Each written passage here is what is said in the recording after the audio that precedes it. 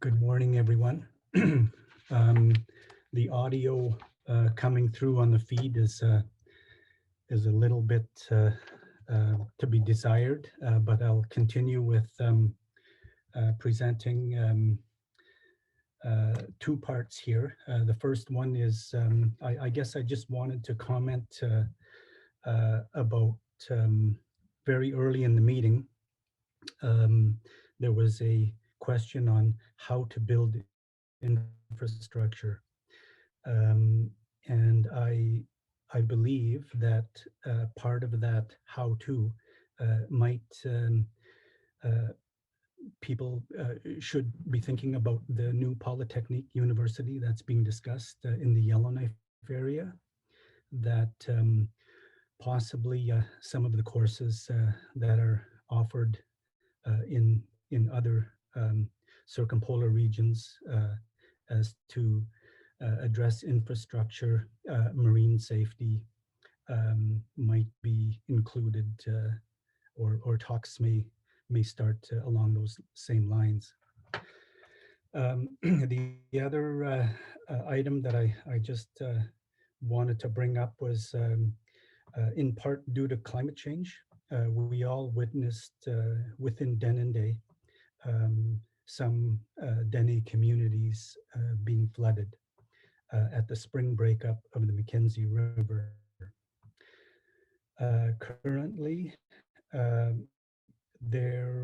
from where I sit, there is no capacity by Coast Guard to address Dene communities in the area of safety and infrastructure when it comes to communities being evacuated. Um, so that's a conversation I believe I had with Neil earlier, and that part is ongoing. The second part is I want to reflect on speaking notes by the Dene Nation National Chief Norman Yakalaya. The National Chief outlined the opportunity to present the Dene Nation Economic Recovery Plan to Minister Jordan back in March, and followed up with an email copy of resetting the sale document. In the call, Minister Jordan and National Chief Yakalaya talked about supporting the infrastructure needs of the Dene in the NWT. He provided a copy of resetting the sale, and the priorities listed in our proposal align well with the mandate of your department's Blue Economy Initiative.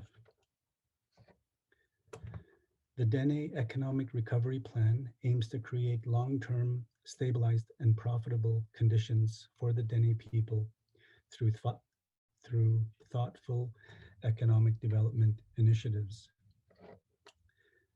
The National Chief also spoke to establishing the importance of the Memorandum of Understanding focus on a nation-to-nation relationship with your government and the government of the Northwest Territories to support economic opportunities through energy infrastructure, contaminated site remediation, fiber link, and housing. As you are aware, now is the time for creative innovation as we transition to a more robust post-pandemic economy. Investing in the North is a critical path to achieving this long-term success. As part of your mandate, your role will be to focus building Canada's economic recovery and grow opportunities for reconciliation and conservation objectives. The Dene Nation Economic Recovery Plan. This message from National Chief to the Minister was brief, as well my presentation, as there is a need for more detailed dialogue between our organizations. I will outline a bit further the economic recovery plan of the Dene Nation here. The National Chief has been working on rebuilding the Dene Nation on a platform of Dene unity, many hearts, one Dene drum. And he has found two things were clear. The status quo is no longer good enough. It is a time for creativity and innovation as we transition to a better post pandemic economy. No one government can go it alone. It is a time for collaboration, cooperation, and co governance. The Dene Nation has 27 elected chiefs as members and 5 Grand Chiefs on the executive. We are more united now than we have been in many years. We want to work together in areas of common interest to benefit all Dene and the NWT, including the economy. We know the NWT economy needs a post pandemic plan by the Dene, Metis, Inuvialuit, Canada, and the GNWT, working together to create the conditions for a successful economic reset. When you look at the current social, economic, and social indicators, it is clear the current bilateral arrangement between Canada and the GNWT has not been successful. The Dene are continuing to make progress in getting to the decision making table. The NWT Council of Leaders, a table for discussing and resolving issues of common concern, is under active discussion. The Dene Nation and the GNWT have agreed to negotiate a collaborative memorandum of understanding to formalize the new working arrangement for dealing with issues of common concern. We are making progress at the federal level too. The Dene Nation has engaged with the Department of NRCAN to assess programs and services through developing an engagement strategy with the 27 chiefs of Dene and their teams. We commit to developing a Dene chapter in the Arctic and Northern Policy Framework. The National Chief is very thankful to the Prime Minister and his ministers for keeping their words to him when they said they would work with the Dene on a collaborative basis to make the change necessary to see the Dene assume their seat at the table.